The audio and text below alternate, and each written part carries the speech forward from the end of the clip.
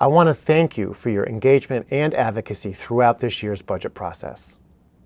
County Executive Cassilly has shared that he will add $10 million to his proposed funding for our school system's 2024 budget. I know this is a direct result of your advocacy and the support of members of the County Council.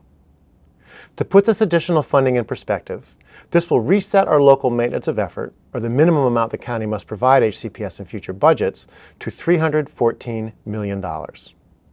While not the same amount as we received last year, this is more than initially proposed by the county executive. I know hearing that we did not get the full amount of funding as requested from the county could be scary for some staff. So I want to assure you of my priorities as we work to balance the budget for the upcoming school year.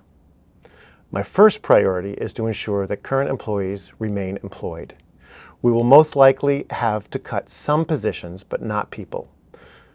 We expect to be able to address any reductions across the county with attrition. Second, I will continue to invite the county to have an open and honest conversation with us about the budget. It is essential to provide an understanding of the requirements school systems like ours face when it comes to funding from not only the local level, but from the state and federal levels as well.